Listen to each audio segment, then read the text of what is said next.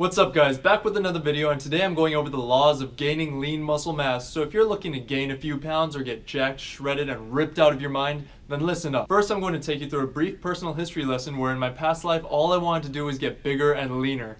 And then I'm going to tell you about the mistakes I made and how you can avoid them. Things are about to get a little graphic here, so if you want to just skip ahead to the tips, then you can fast forward.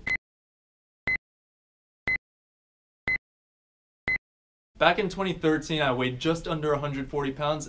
And at 6'1", you could say that I was very scrawny. Fast forward a year and a half and I was weighing about 170. I had put on 30 pounds of lean muscle mass. So how'd I do it? Well, today I've got 8 tips for you, so sit back, relax, and get ready for some knowledge gains. So everyone knows that when you're trying to gain weight, you have to eat more, but how much more? Well, I'm telling you that you can have a small surplus of calories and still gain weight. And by small, I mean just 200 to 400 calories over your maintenance intake. So if your maintenance number of calories is 2,000, then you can bulk effectively with just 2,200 to 2,400 calories a day. Now 200 to 400 calories may feel like a very small surplus, which it is, but you do not need to feel full to know that you are gaining weight. A lot of people like the feeling of security they get from being full, and so that they know that they are definitely in a surplus, but this is not necessary.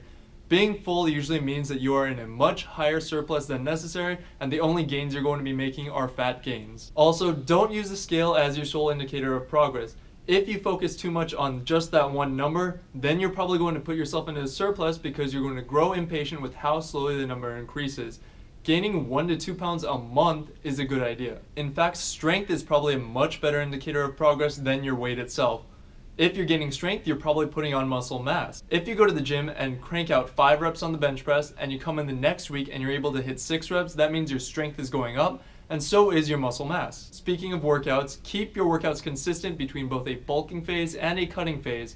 I really should have mentioned this in my fat loss video, but higher reps does not mean you're going to burn more fat. Higher reps are actually great for putting on size and muscle mass. The more reps you do, the more work capacity your muscle has to perform, and so it's going to grow.